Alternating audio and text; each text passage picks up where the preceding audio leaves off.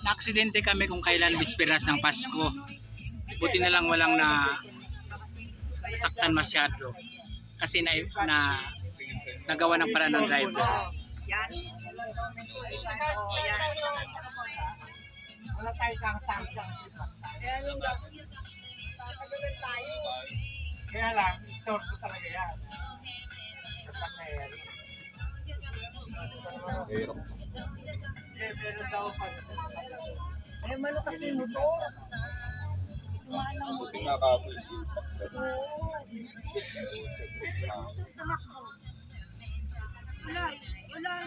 Hindi ba nakuha yung plate number? Hindi, mabilis eh. Sumibat daw yung motor na naka encounter. Umalis na lang. Sila yung ano nila dito sa motor. Tamaan talaga kasi Eh, paahon tayo pag ano. babaan na lang sa ano. Pero buti na lang walang naano sa atin, no? Salamat. Salamat. Yan, pati ko yung owner na yan dito sa loob natin. Diyos ko. Oo. Malakas yan eh. Yung kalitit ng owner na yan, oh. Opo. Sa tingin mo, te, parang na-break ng maayos ng ano natin, driver natin, or kaya na. Oh, pero at least yung na-save tayo, hindi tayo. Ang hirap, first time kong ma-encounter ng ganito na sasakay ka tapos ma-aksidente bigla. Buti na lang hindi kami masyadong napuruhan. Hindi na lang kamo, mahina-hina pa yung takbo niya. Kung malakas yan, ako. Ano tayo, no? Hospital tayo. Ay, kuya. Buti na lang yung hindi masyado. Mag-ano pa naman, pasko pa naman. Opo.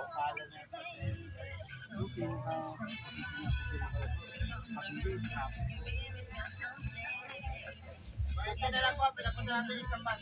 Basta yung ano na yun, oh. Basta yung talaga na, no.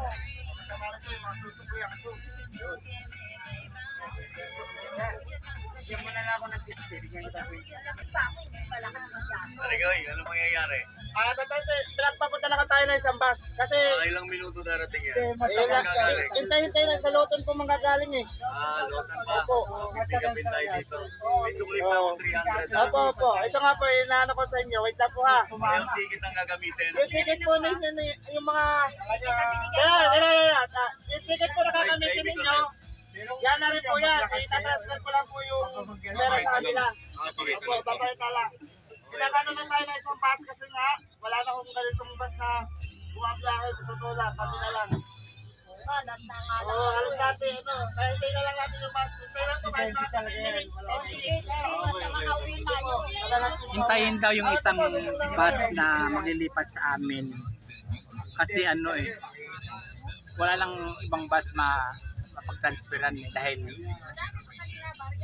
magkapaskong nga emergency, konti lang yung mga bumibiyahing bus, lalo na ganitong oras, alas 9 na ng gabi. Sana hindi magtagal yung bus darating. Sir, pwede ko bang mayroon lisensya mo? Papicture ko lang. Ang lakas ng pagsalpok yan, no? Tanggal.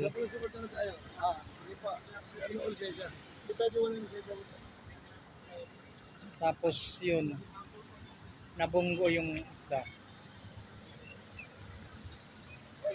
Kaya stranded kami dito. Hinintay namin yung bus na maglilipat. May darating namang bus maglilipat sa amin maya-maya. Mahalaga, ligtas kami kahit papaano, walang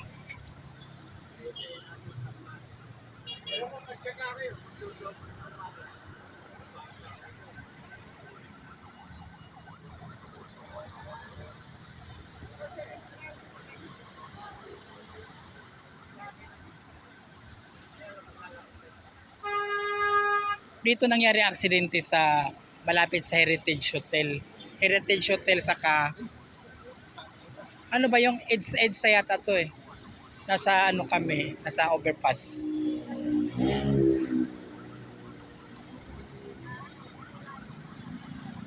Nakatakot, buti na lang kahit malakas yung impact.